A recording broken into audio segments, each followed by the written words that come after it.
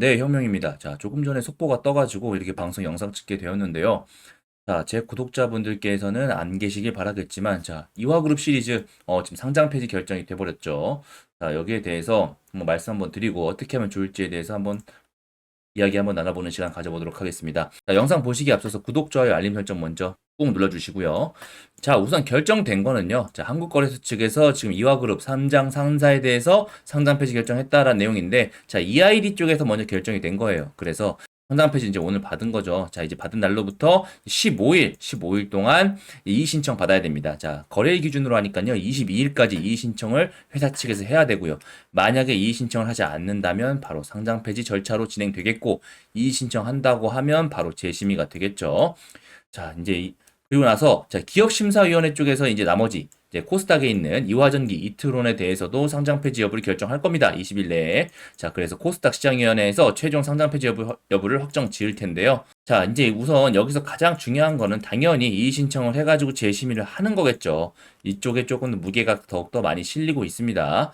자, 우선 일단 상황적으로 두 가지를 볼 수가 있을 것 같아요. 자, 좋은 거는 뭐냐면 회사 자체의 문제보다 일단 배임 횡령이다. 배임 횡령회 같은 경우는 기본적으로 회사 자체의 재무구조라든가 사업성 자체가 인정되는 경우거든요. 그렇기 때문에 추후에 정리매매나 비상장 이후에 합병 관련해서도 굉장히 유리한 가능성이 높습니다. 하지만 추후에 합병을 통해서 나중에 다시 재상장 해가지고 살아나는 경우가 굉장히 확률이 낮습니다.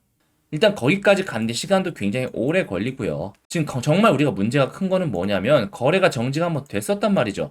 됐다가 풀렸다가 다시 지금 정지가 된 거예요. 그래서 지금 밑바닥에서 차트 거래 밑바닥이기 때문에 이제 진짜 올라오는가 보다 해가지고 거래를 하시고 자, 종가 때 들어가신 분들 굉장히 많단 말이죠. 심지어 보시면 거래 대금도 1,600원이나 터졌습니다. 이트론 같은 경우는 심지어 상한가거든요. 자, 상한가에서 상한가 따라잡기 하시는 분들도 비용 크게 들어가는 경우 꽤 있으시죠? 자, 거기에 대해서 바로 거래 정리가 됐고, 이화전기도 마찬가지 거의 상한가 근접한 가격까지 갔다가 지금 종가상 살짝 뺐는데, 그럼에도 불구하고 거래 대금 얼마 터졌다? 2,400억이 터졌다. 그래서 여기에 지금 묶여있는 돈이 어마어마할 텐데, 이게 지금 상장 폐지로 간다? 개인적으로는 정말 있기 힘든 일이라고 생각이 드는데, 주식에는 100%가 있다, 없다? 없다. 절대 그렇지 않은 일이 발생하는 것도 이 주식시장판입니다. 그죠? 말도 안 되는 일이 일어나기도 하고 하기 때문에 자, 지금 같은 경우 어쨌든 피해자들이 굉장히 많은 게 굉장히 큰 문제고 하지만 거기에 대해서 안 좋은 점은 무엇이냐? 정지가 됐다가 풀렸다가 다시 정지했다는 거. 그만큼 괘씸죄가 들어간다는 거죠. 괘씸죄가. 처음에 횡령 금액이 얼마 안 된다 이런 식으로 내면서 지금 풀렸는데 실제 조사를 듣고 보니 그렇지가 않다는 거죠.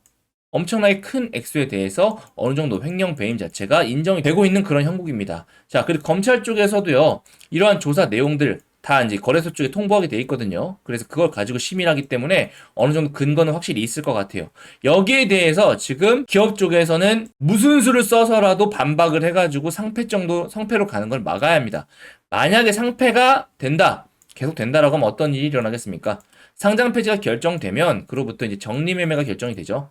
정리매매 이후에 다시 나중에 이제 비상장으로 가게 되고 비상장에서 다시 한번 가능성이 열릴 기회가 있어요. 다른 회사로 또 이제 인수합병 되면서. 하지만 이럴 가능성이 몇 프로다? 1%도 채 안 된다.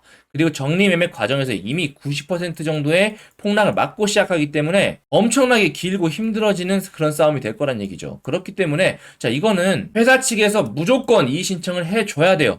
이건 해줘야 되면 도의적으로라도 해줘서 어떤 식으로든 본인들이 싸울 의지를 밝혀주고 들어가야 맞는 거지. 안 그렇다고 한다고 하면 이 새끼들 다시는 세상에 못 나오게 해야 됩니다. 이게 말이나 됩니까? 우리나라는 사기죄에 대해서 배임 횡령죄에 대해서 너무나 관대해요. 미국 같은 경우는 평생 막 징역 500년 때려버리잖아요. 그죠? 지금 제가 지금 약간 격앙됐는데 어쨌든 중요한 거는 이의 신청을 해가지고 재심의가 들어가야 된다. 이렇게 진행이 돼야 그 추후로 이화전기, 이트론에도 영향을 미쳐가지고 같이 다툴 여지가 생길 수 있다는 거 말씀드립니다. 우선 9월 첫날부터 안 좋은 뉴스 조금 전해드리게 돼서 마음이 좋지는 않은데 그래도 이런 사건이 있다는 거 우리가 알고 대응하는 것과 모르고 대응하는 건 정말 다르지 않겠습니까? 제가 이화그룹 상장 폐지 대응 전략에 대해서 다 적어놨습니다. 어떤 게 주로 적혀있냐? 자, 여기에 대해서 어떤 수익을 본다 그런 것들이 아니라 자, 이후의 과정들이 적혀있어요. 정리매매가 된다면 어떻게 될지 그리고 다툰다면 어떻게 진행되면 좋을지 줄지, 그리고 정리매매 이후에도 가지고 있으면 또 어떻게 되는지에 대해서도 한번 좀 자세하게 적어놨으니까 한번 보시면서 적극적으로 대응해보시면 좋을 것 같아요. 아셨죠? 자, 받아가실 방법 쉽죠? 010-7625-3168로 EID, 이트론, 이화전기,